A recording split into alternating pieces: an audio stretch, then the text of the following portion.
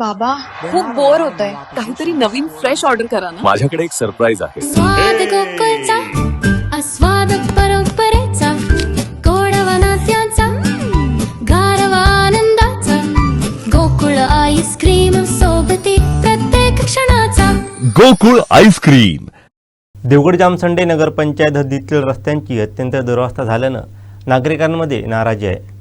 रस्त्यांवर जागोजागी पडलेल्या खड्ड्यांमुळे वाहनचालकांसह पादचाऱ्यांनाही मोठा त्रास सहन करावा लागतोय.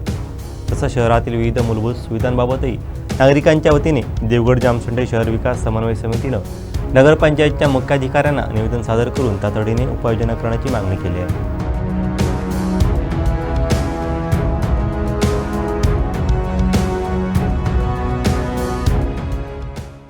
नंबर 6 मध्ये आदर्श कॉलनी, त्याच्यातून आम्ही एक स्त्री म्हणून एक मुद्दा मी मांडतो. आमचे रस्ते झाले नाही, तेव्हा रस्ते आम्हाला करायला पाहिजे. 12 वर्ष झाले रस्ते झाले नाहीत. आम्हाला खूप त्रास होतो. आमची लहान मुलं, म्हातारी, वयस्कर लोकांना खूप त्रास होतोय. तेव्हा लवकरात लवकर रस्ते व्हायला पाहिजे. गार्डनमध्ये लाईट बसवले पण ते सुरू नाही आहे, ते सुरू करून द्यावे.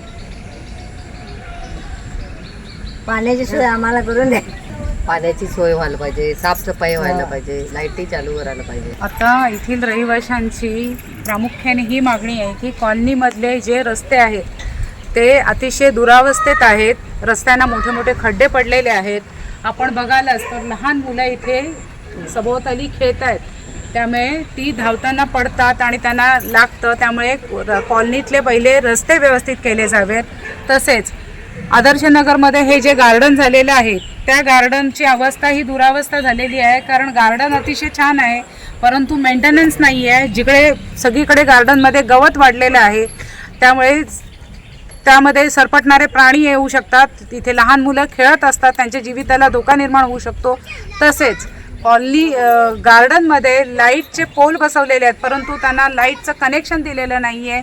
तरी येथील रहिवाशांची अशी मागणी आहे किंवा विनंती आहे की लवकरात लवकर गार्डनमध्ये लाईट सुरू व्हावा. तसेच कॉलनीमध्ये पाण्याचा सुद्धा मोठा प्रॉब्लेम आहे. तर या लोकांची अशी मागणी आहे की इथे लघुनळ योजना व्हावी, जेणेकरून त्यांना काही प्रमाणात तरी पाण्याचा प्रश्न त्यांचा सुटेल.